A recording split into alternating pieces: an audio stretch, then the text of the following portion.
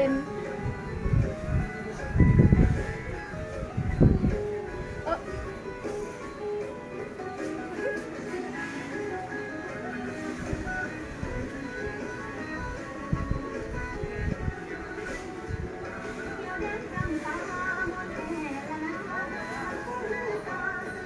อันนี้กูสิบลิ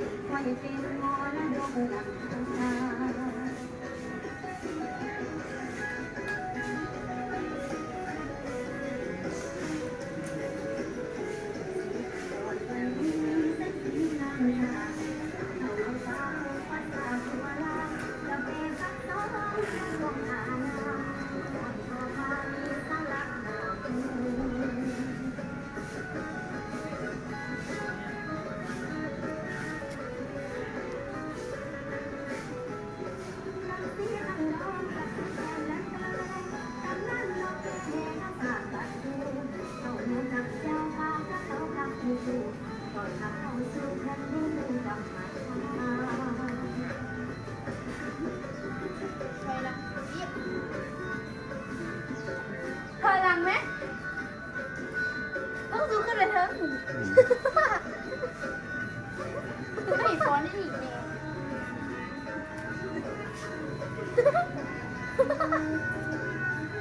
พี่เฮ็ดนวลอ่อนเลย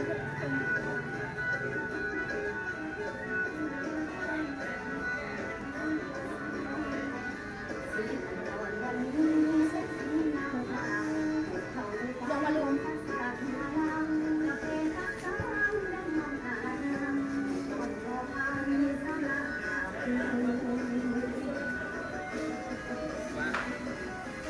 เดิน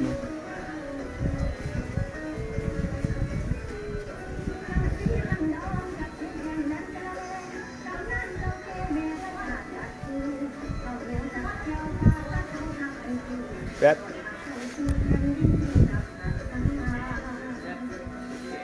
ขึ้นเลยไปบอกเลยแซดแซดแซดแซดให้เราขึ้นไปเลยแต่ตัวแซด คนยืนขึ้นทุกคนยืนขึ้น